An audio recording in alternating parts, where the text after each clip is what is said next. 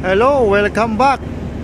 So parang matagal-tagal na tayong hindi nagsasama-sama sa mga videos natin tungkol sa mga puerto. So ngayon, nandito tayo sa puerto ng Iskenderun, Turkey.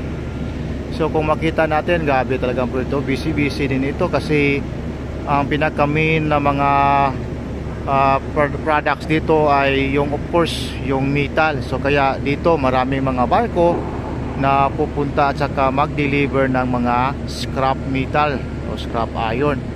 So actually, para itong privatize siguro itong klaseng puerto kasi maganda siya, at saka of course yung mga facilities nila okay din, lalong-lalo na sa mga crane nila.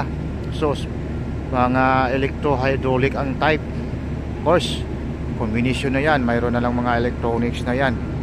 Okay, so ganyan siya, no? So of course, most probably pinaka-common makikita ito ay mga bulk carriers talaga. So yan, so mga nag-discharge ng mga scrap metal o scrap iron, at saka of course naglo-loading din ng mga finished product nila. So ganyan. So ngayon nag-loading tayo. Of course, yung mga kargada natin ay yung mga tinatawag na mga coil. So coil siya. So of course, parang yung mga scrap iron or scrap metal, tinutunaw yan kasi may pabrika din dito. At saka yung mga finished product nila in form of coil.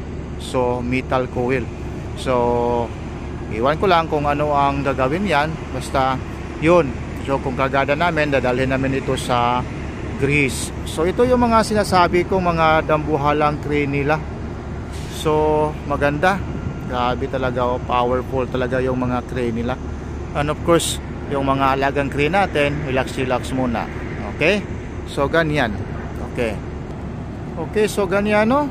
So kung titingnan mo, malapad talaga. When in fact, doon sa bandang dulo doon, nag-expansion pa yung puerto nila.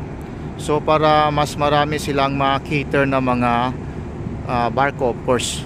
Okay, so ganyan siya. Sa kabila kanina nakita mo dami mga bark, busy nag-discharge at saka nagkarga. So ganyan.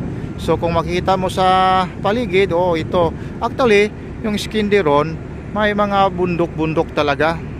So para siyang anong na palibutan siya ng mga bundok, so kaya maganda siya ang gagawing puerto. Of course yan, makita mo mayroon siyang mga planta o pabrika. So yun, pinaposiso lahat ng mga dalang mga scrap metal o scrap iron, ginagawang mga angle bar, square bar, at saka yung mga coil na yan, saka any form na gusto ng customer tungkol sa mga paggawa ng mga metal. So I think that's all for this short video. So from Iskenderun, Turkey.